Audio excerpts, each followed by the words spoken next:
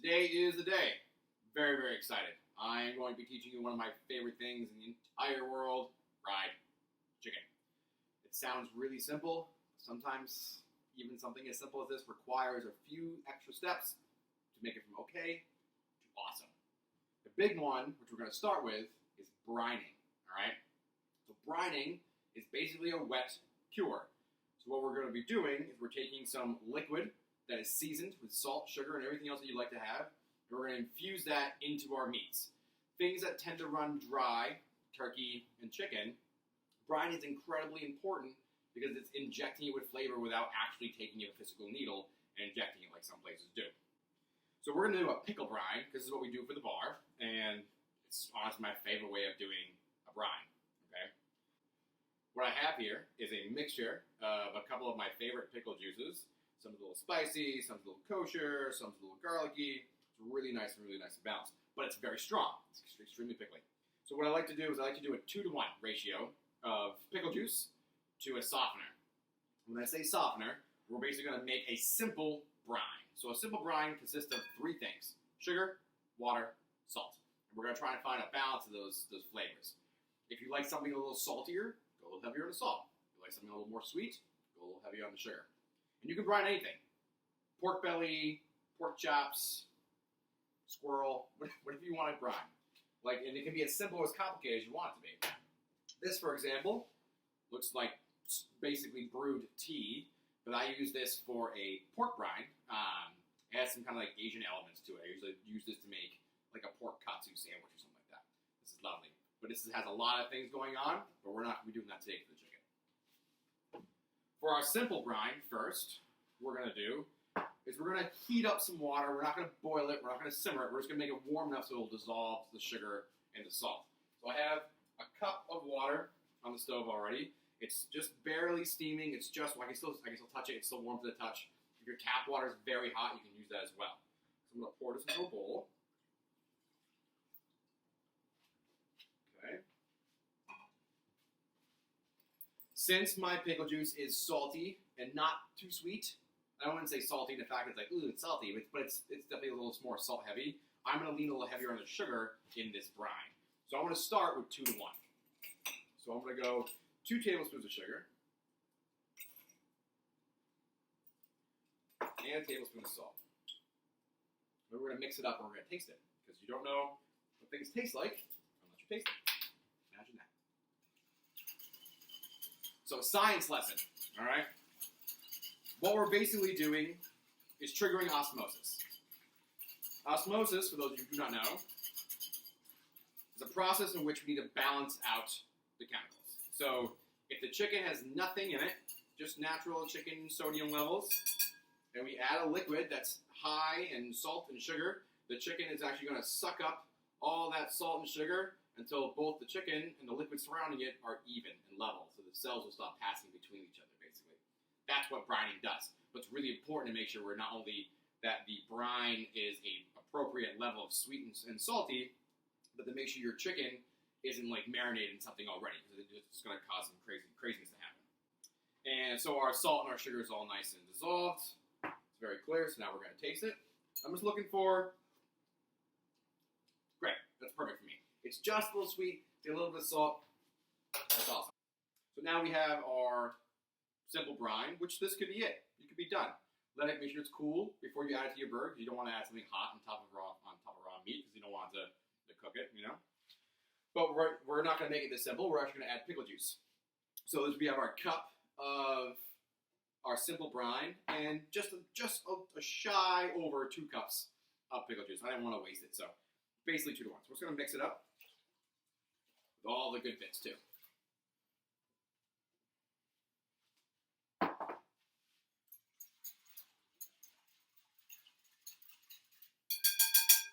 That's good. Let's give it a quick little taste. Oh, delightful. Awesome.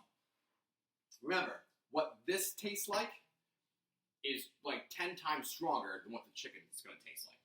We're just going to infuse these flavors. So this you could add a multitude. You could add some garlic. You could add chili flake, peppercorns, bay leaf, cinnamon, clove, nutmeg, anything you want. But remember, all the flavors got to treat each other well. So some things are better than others. A traditional pickling mix would be bay leaf, chili flake, peppercorn, mustard seeds, sometimes some fennel, depending on who you talk to. I like fennel in mine. But this, is pretty darn good. So now it's nice and tasty. I'll pour it back into my Pyrex container so it's easy to pour later. And now our brine is good. So the reason why we do the brine first is we're gonna see how much we have, first off. This may or may not cover our chicken, but I'd rather make the brine first and pour it over the chicken, so I use exactly what I need, rather than use the whole thing in a container and then I realize, oh, I have, an extra quart of pickle brine that I could have used for something else. So now, we're gonna set ourselves up and we're gonna start breaking down our chicken. So this is gonna be basically an 8-piece breakdown. The backbone and stuff like that we're gonna save for chicken stock, because every time you break down anything like this, you wanna make sure you use every part. Best thing about having a whole chicken is that you get to break it down and you have bones afterward. I'm going to do the breasts boneless, except for the wings, but the legs and thighs will stay bone in. I'm basically going to take it off the rib cage, so the rib cage we're going to use in the back, we're going to use for stock. You don't have to do that. You could cut the back right out and just cut right down the sternum, and you have the bone in pieces. Some people like doing that. I do like doing that too, but for our fried chicken class on Saturday, I'm going to do the breast semi-boneless, and then the legs and the thigh bone in. They actually will have a relatively similar cook time, if that is the case. So let's get ourselves set up, and we'll start breaking down some chicken. All right, so now let's break down our chicken. So this is our roaster chickens. This is a much bigger chicken, which is nice. I like to use older chickens for fried chicken because their meat's a little more structured, and they're not, like, we're gonna add some brine, we're gonna fry it, so it's gonna make an older bird nice and tender and delicious. So what we're gonna do first is we're gonna do some safety cuts. Basically, we're gonna be cutting the chicken all around. We wanna make sure it's staying pretty stable. So I have the bird facing towards me, and I'm using a very sharp knife. I just sharpen it, very, very easy, all right? Right here in between, where the legs are, we're actually gonna butterfly this open. So we're just gonna cut the skin, right? So we can kind of see down into the meat. We're gonna take our thighs here and just kind of pop them forward, and you'll feel the thigh bone kind of come out from the spine. So the bird's laying nice and flat now, okay? So that looks good. I have 2 different vessels we're gonna land in. I have a little pan for my extra fat and bones and things that I'm not using for roasting for stock. And I have a plate that I'm gonna put all of our pieces on so we can see what we're playing with here. So now I'm gonna turn our chicken around. So the wings are gonna come off. Not the full wing, because I like frying the full wing, and that's what we're doing right now. So I'm just gonna clip the tips, and if you can see, there's always joints, right? So butchering is really easy if you just follow the lines. God made natural lines. It's kind of funny. You just have to follow them. So now we have our bone here.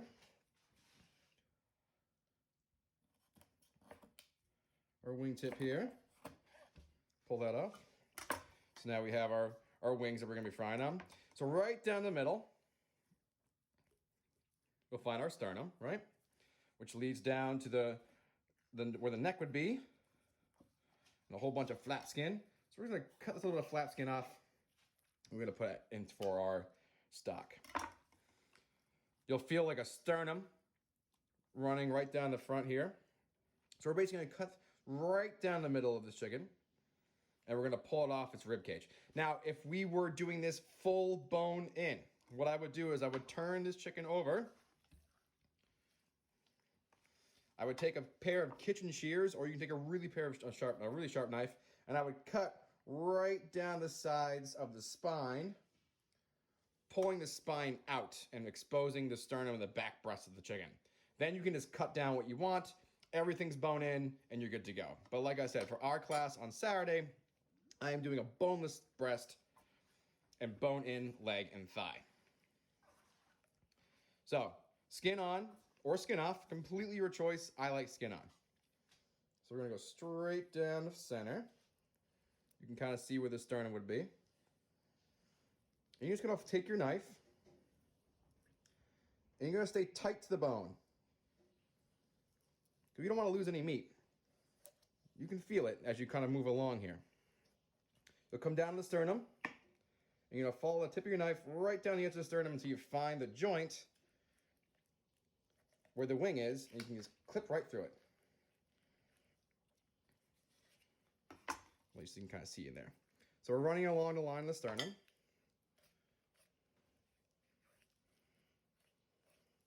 Just using one hand to kind of pull everything back so you can continue to see.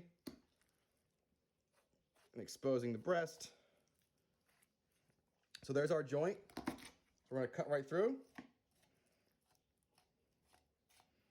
We're just going to take it right off this rib cage, just using the tip of the knife, just kind of like slowly peeling and pulling. Try to get as much of that meat as you can off. So now we got our breast mostly off the rib cage here. Did a pretty good job, you know, not too bad. Didn't lose it too much, but again, we're going to turn this into stock, so no biggie. One side for everybody is always easier than the other. The right side's always easier because I'm right-handed. Left side's sometimes a little more challenging. So same thing. Follow that spine all the way down. Find the sternum. So here's a scenario where I can feel the tip of the sternum here is snapped from the sternum. So I'm actually going to find the tip of the clavicle. Keep my knife nice and tight on it. And run it all the way down again. So now we're here. We're exposed. Same thing. Run our knife down. Bones on. I'm sure some of my chef friends are judging the hell out of me right now. Missed a spot. It's okay. So now, again, this is for safety purposes. I left the breast on. Everything is flat. Nothing's rolling back and forth, and that's the big one. That's when people get cut. That's how you lose a finger. That's the last thing you want to do. What's the last thing you want to be is Frodo of the Nine, you know what I mean? Now we can remove. So we have our jumbo breast here. So you want to make sure you keep the skin on nicely, right? So you're just going to pick up your breast and just cut down where the skin is. Right to the back of where the wing is. And there we have our bone on, wing on breast, big boy. Put him on the plate. Do the same thing with the other side.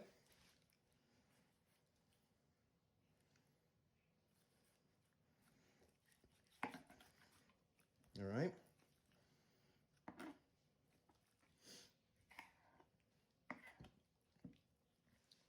Breast and wing. Now we have just our rib cage remaining. There's a little bit of meat on here. I mean, that's from underneath the sternum. You can always remove the sternum first and like get a much cleaner cut. But I kind of like having this piece on when I do the roast chicken for the stock because it's a great snack.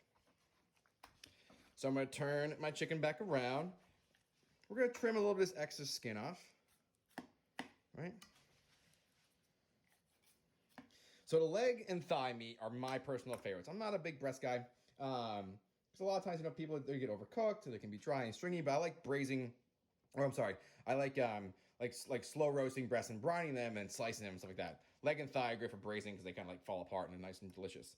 So a couple fun things about the lower part of the bird, right? So we have our thighs here and our legs, which are incredibly easy to separate. You can actually see the line here and here where the joints of the thigh and the leg come together. We're actually going to cut right through those and they'll separate for two pieces. But there are three main things to remember about the bottom part of the bird. There are the two oysters, which live on the back of the bird, which I'll show you. These are considered like the most delicious parts of the chicken. You can kind of see them bumping up right now. They're like the little dimples right here in the back, about as big as your thumb, right?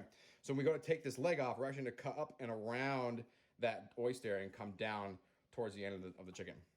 And the last part is a tail, otherwise known as a Pope's nose. I love this piece. This piece is delicious. Cartilage, fatty, goodness. Again, when I roast this chicken, all this nice meat and that little Pope nose, talk about a good snack. So since I haven't flipped over, same thing. I'm going to follow up as far as I can, get as much as I can.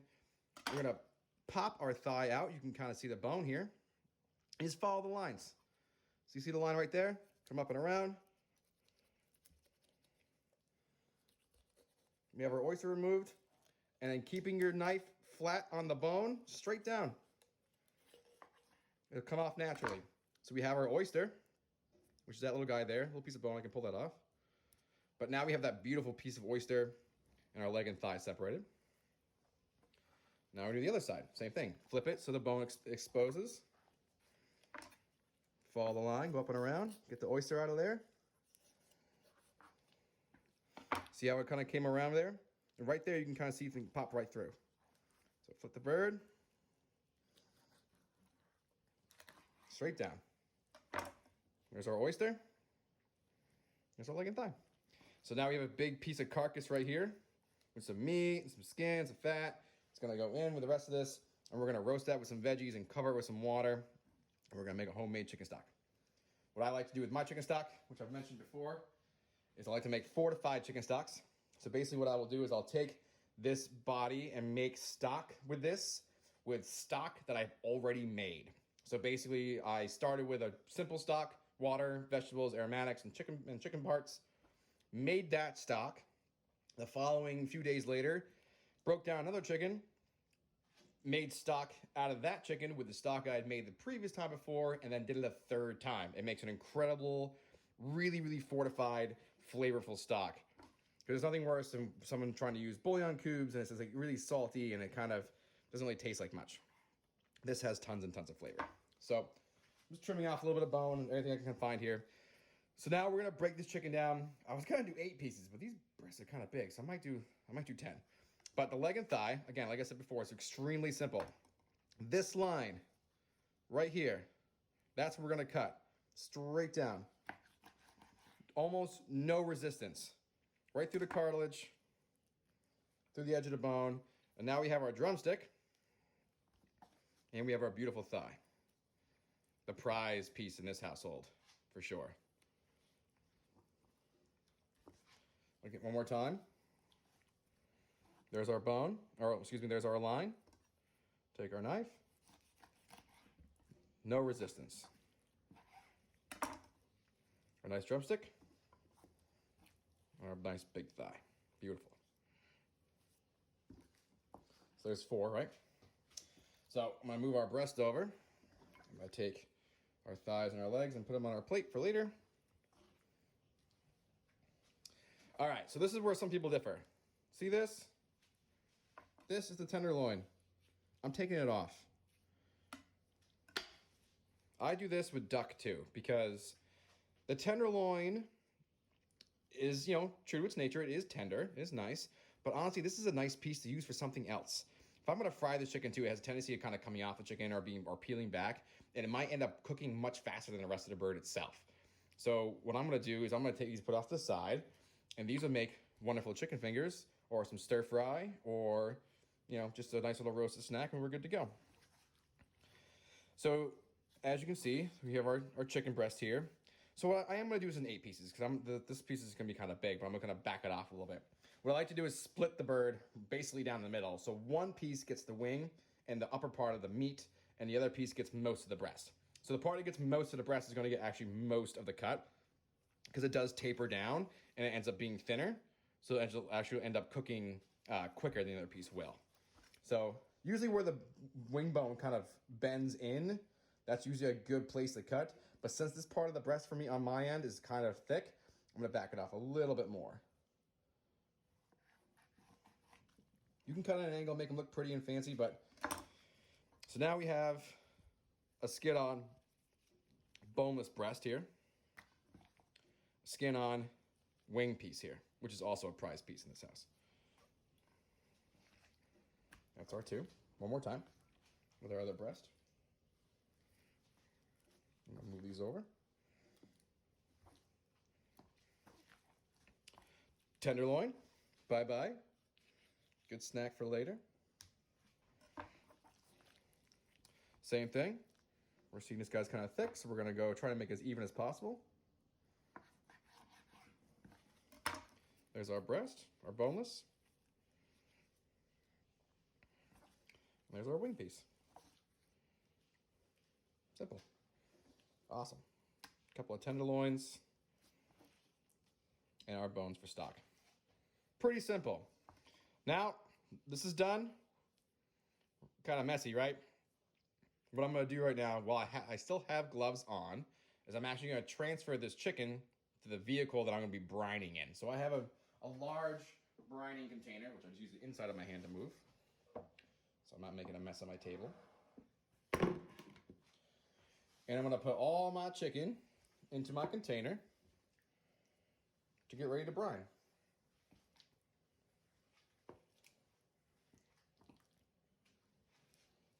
I'm gonna move my tenderloin to my plate. Maybe I'll season them with some jerk spice and put them in the dehydrator. I've broken down all of our chicken, and we have our brine. So next we gotta do is we gotta combine them both. So this should I should probably end up using all this brine for this chicken. This is a lot of chicken. This is a lot for 2 people in this house. So what I'm actually going to be doing is I'm actually going to brine all this chicken. I'm going to take half out. I'm going to let this brine for typically 2 days is what I like to do. You don't have to. A couple of hours, overnight if you really want to. But the longer you brine, the more flavor is going to get infused. I think the rule of thumb is usually about 1/4 inch every 4 hours or so for the brine to penetrate into the meat. So I'm going to take my brine, very gently dump everything over top. You don't want to splatter everywhere. This is a clean glove too, by the way. Yeah, I'm going to use it all. Just go to the top. And the other important thing is to be like, all right, I'm done. No, because if you look, you can kind of see the bottom really isn't that well mixed in. Clean glove, right? So we're going to take our chicken and really make sure we move it around and massage it. Get some of that brine underneath the skin. Really make sure that every piece of it's getting touched, right? That's it. Brine bird. Take the glove off, facing the dirty item into there. I'm gonna take a piece of plastic wrap.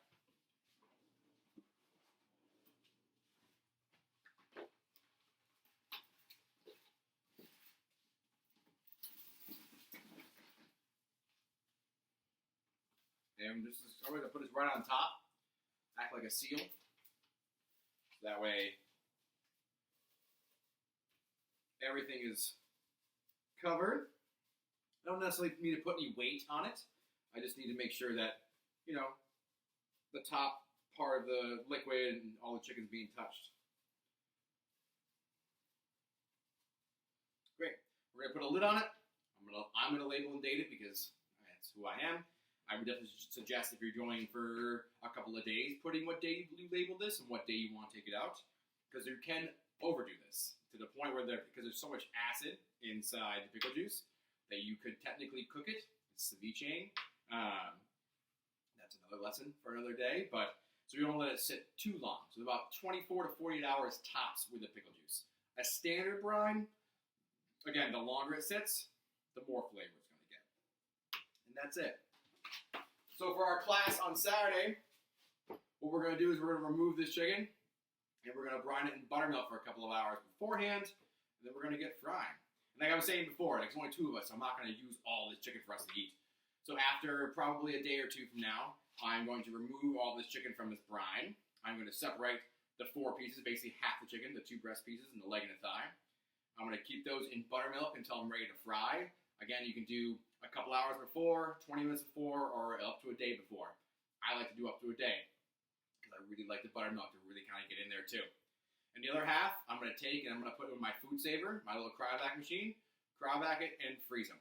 So when I really want fried chicken again, my chicken is already broken down, it's already brined. All I got to do is pull it, thaw it, hit it with some buttermilk, bread it, and fry it. And that's it.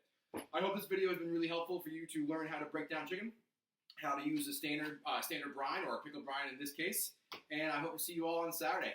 Thanks so much for hanging out. Keep cooking, guys.